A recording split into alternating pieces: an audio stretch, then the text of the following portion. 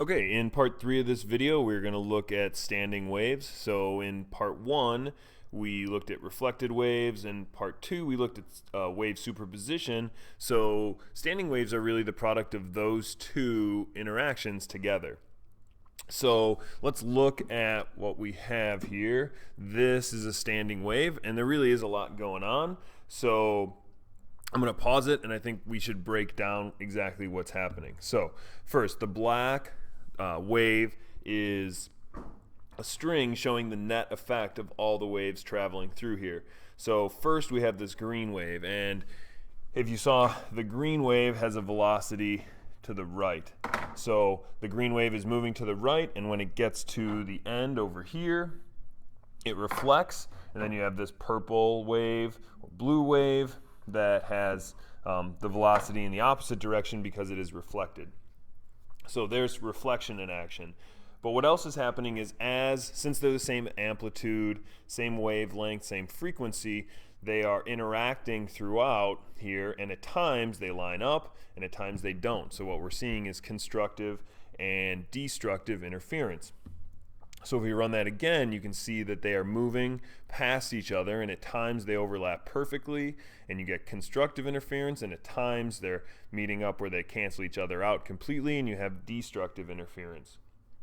So if I remove the traces now, it looks like, to someone who doesn't know that there's two waves here, it looks like this wave, the rope is just standing still and moving up and down and up and down. So for that reason, it's called a standing wave. But it's really the product of two waves moving past each other, interacting constructively and destructively. So we have two different types of regions here. So let's pause this. What we end up with are regions where we have really big amplitudes here, here, here. So those regions are called antinodes.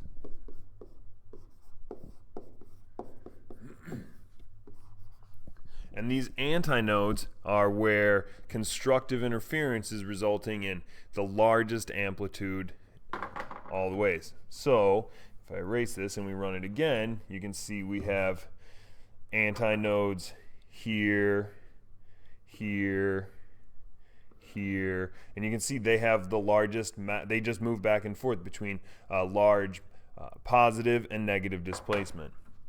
However, at the same time, there are other regions like here, here, here.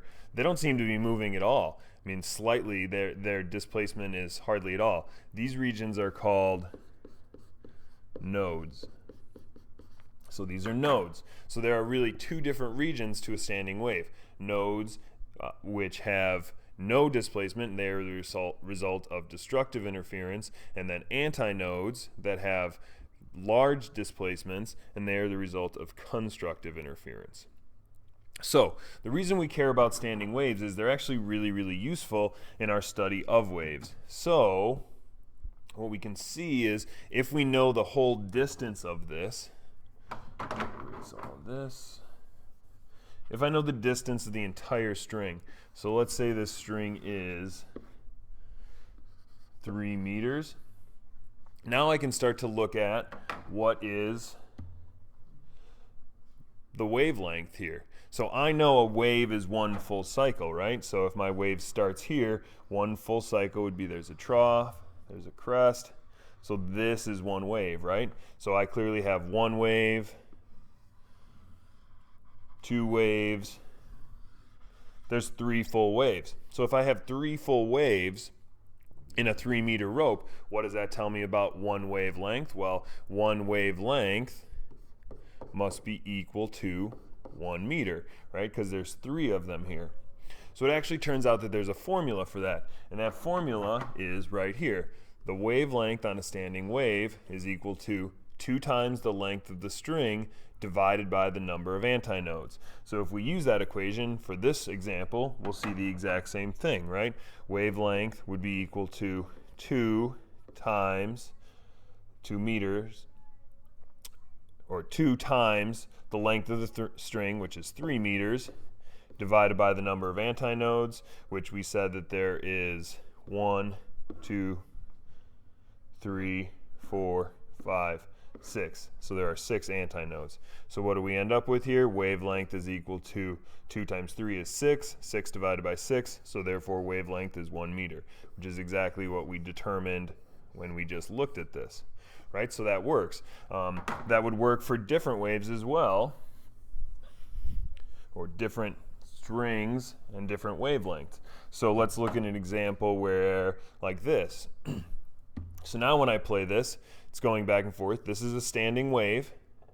So if we know the distance between these two is, say, let's say it's again 3 meters, well, let's look at this. Okay, so wavelength is equal to 2 times the length of the string, 3 meters, divided by the number of antinodes. Well, looking at this, what do we have here? We know that there are an area that doesn't move, 1, 2, so these are the nodes, and the sections with the maximum displacement or maximum amplitude right here, that's the antinode, so there is 1. So a wavelength here would be equal to 2 times 3 divided by 1, 6 meters. Well, let's stop and think if that makes sense.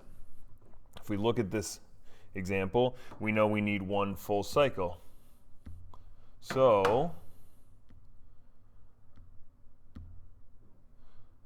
that didn't pause at a very good time, did it? There we go. So how much of a wave is this? Well, if I'm starting here, there's my crest. What do I need? That would be half a wavelength. So half a wavelength is 3 meters.